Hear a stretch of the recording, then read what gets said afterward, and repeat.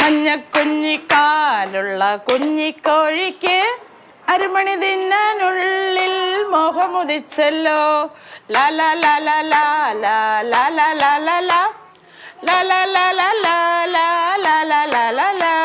ഞാൻ അങ്കണവാടി ടീച്ചറായിട്ട് 43 വർഷമായി.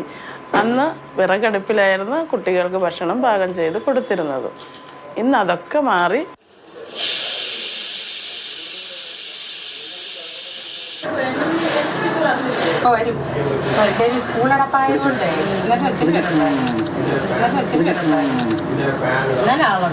വരുന്നു കാർബൺ മുക്ത അങ്കണവാടികൾ.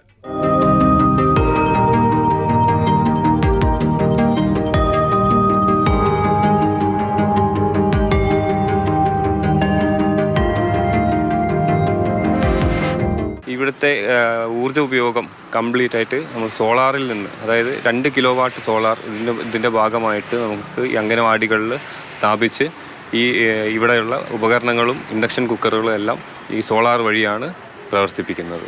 അങ്കണവാടികളിൽ സോളാർ പാനലുകൾ സ്ഥാപിച്ചു.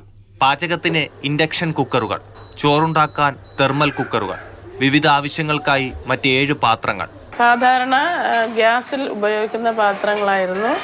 ഇപ്പം EMCയുമായി ബന്ധപ്പെട്ട് നമുക്ക് ഇൻഡക്ഷൻ കുക്കറും അതിൽ പാകം ചെയ്യേണ്ട കുറേ പാത്രങ്ങളും ലഭിച്ചതുകൊണ്ട് ആ പാത്രത്തിൽ പാകം ചെയ്യുന്നതിലൂടെ സുരക്ഷിതമാണ്, സമയലാഭമാണ്, ഗ്യാസിൻ്റെ ഉപയോഗവും നമുക്ക് കുറയ്ക്കാം.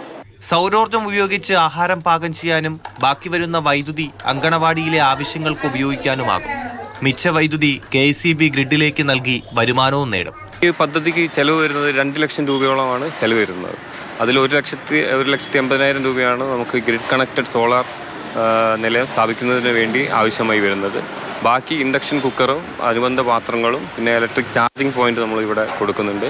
ഇതിനു വേണ്ടി ബാക്കിയുള്ള എമൗണ്ട് ആവുന്നതുണ്ട്.